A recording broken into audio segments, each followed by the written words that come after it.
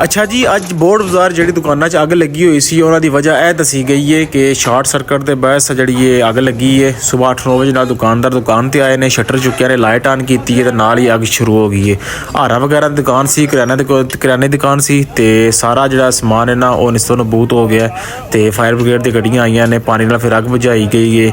ਉਸ ਤੋਂ ਬਾਅਦ ਜਿੰਨਾ ਸਮਾਨ ਹੈ ਉਹ ਸਾਰਾ ਐਕਸਪਾਇਰ ਹੋ ਗਿਆ, ਸਾਰਾ ਬਾਹਰ ਸੱਟ ਕੇ ਤੇ ਬਲਦੀਆ ਦੀ ਟੀਮ ਇਹਨਾਂ ਨੂੰ ਕਚਰੇ ਨੂੰ ਚੁੱਕ ਕੇ ਲੈ ਕੇ ਜਾ ਰਹੀ ਹੈ।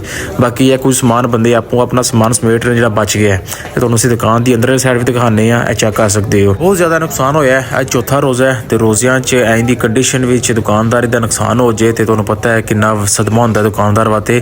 ਲੱਖਾਂ ਦਾ ਨੁਕਸਾਨ ਹੋਇਆ, ਕਰੋੜਾਂ ਦਾ ਵੀ ਕਹਿ ਸਕਦੇ ਹੋ ਕਿ ਕਰਿਆਨੇ ਦੁਕਾਨ ਹੈ ਤੇ ਕਰਿਆਨੇ ਦੁਕਾਨ 'ਚ ਤੁਹਾਨੂੰ ਪਤਾ ਕਿੱਡੀ ਕਿੱਡੀ ਕੀਮਤੀ ਚੀਜ਼ਾਂ ਆਉਂਦੀਆਂ ਨੇ ਤੇ ਅੱਲਾਹ ਪਾਕ ਇਹਨਾਂ ਨੂੰ ਸਬਰ ਦੇ। ਬਾਕੀ ਸਾਰੇ ਦੁਕਾਨਦਾਰ ਜਿੰਨੇ ਵੀ ਨਾਲ ਵਾਲੇ ਹੈ ਨੇ ਸਾਰੇ ਇਹਨਾਂ ਦੀ ਹੈਲਪ ਕਰ ਰਹੇ ਨੇ, ਸਮਾਨ ਚੁੱਕ ਕੇ ਲੈ ਕੇ ਜਾਣ ਲਈ ਬਾਹਰ ਗੱਡੀ ਖਲਾਈ ਹੈ, ਸਮਾਨ ਜਿਹੜਾ ਉਹਦੇ 'ਚ ਲੋਡ ਕਰ ਰਹੇ ਨੇ ਜਿਹੜੇ ਸਮਾਨ ਬਚ ਗਿਆ। ਬਾਕੀ ਬੋਰਡ ਬਾਜ਼ਾਰ ਦੇ ਦੋਨੋਂ ਸਾਈਡਾਂ ਦੇ ਰਸਤੇ ਬੰਦ ਕੀਤੇ ਹੋਏ ਨੇ ਰੱਸੀਆਂ ਲਾ ਕੇ ਅੱਗ ਲੱਗਣ ਦੀ ਵਜ੍ਹਾ ਤੋਂ, ਤੇ ਦੁਕਾਨਾਂ ਚੈੱਕ ਕਰ ਸਕਦੇ ਨਾਲ ਵਾਲੀਆਂ ਸਾਰੀਆਂ ਬੰਦ ਨੇ, ਸਾਰੇ ਬੰਦੇ ਨਾਲ ਹੈਲਪ ਕਰ ਰਹੇ ਨੇ। ਇਹ ਜਿੰਨਾ ਸਮਾਨ ਤੁਹਾਨੂੰ ਨਜ਼ਰ ਆ ਰਿਹਾ ਨਾ ਬਲਦੀਆ ਦੀ ਟੀਮ ਚੁੱਕ ਸੜਦੀ ਪਈ ਰਕਸ਼ੇ 'ਚ, ਇਹ ਸਾਰਾ ਸਮਾਨ ਅੰਦਰੋਂ ਕਰਿਆਨੇ ਦਾ ਨਿਕਲਿਆ ਜਿਹੜਾ ਬਿਲਕੁਲ ਖਤਮ ਹੋ ਗਿਆ। ਵਿੱਚ ਪੈਂਪਰ ਨੇ, ਵਿੱਚ ਹਾਰ ਨੇ ਪੈਸਿਆਂ ਵਾਲੇ, ਵਿੱਚ ਕੁਰਸੀਆਂ ਨੇ, ਟੇਬਲ ਨੇ, ਮੇਜ਼ ਨੇ, ਕਰੀਮ ਪਾਊਡਰ, ਕਰਿਆਨੇ ਦੀ ਮਤਲਬ ਜਿੰਨੇ ਵੀ ਸਮਾਨ ਹੁੰਦੇ ਨੇ ਨਾ ਜਨਰਲ ਸਟੋਰ ਦੇ, ਇਹ ਸਾਰਾ ਉਹ ਵੇਸਟ ਹੋ ਚੁੱਕਿਆ ਹੈ ਜਿਹੜਾ ਹੁਣ ਕਿਸੇ ਕੰਮ ਦਾ ਨਹੀਂ ਹੈ। ਤੇ ਅਫਸੋਸਨਾਕ ਵਾਕਿਆ ਜੈਸਾ ਕਿ ਤੁਹਾਨੂੰ ਅਸੀਂ ਪਹਿਲੇ ਵੀ ਦੱਸਿਆ ਸੀ ਵੀਡੀਓ 'ਚ ਕਿ ਬੋਰਡ ਬਾਜ਼ਾਰ 'ਚ ਪੇਸ਼ ਆਇਆ, ਅੱਗ ਲੱਗਣ ਦੀ ਵਜ੍ਹਾ ਤੋਂ ਪੇਸ਼ ਆਇਆ। ਤੇ ਦੁਕਾਨ ਦਾ ਨਾਮ ਚੈੱਕ ਕਰ ਸਕਦੇ ਸ਼ਹੀਨ ਜਨਰਲ ਸਟੋਰ, ਜਿਨ੍ਹਾਂ ਦੇ ਮਾਲਕ ਨੇ ਸ਼ੇਖ ਮੁਹੰਮਦ ਰਫੀਕ ਸਾਹਿਬ।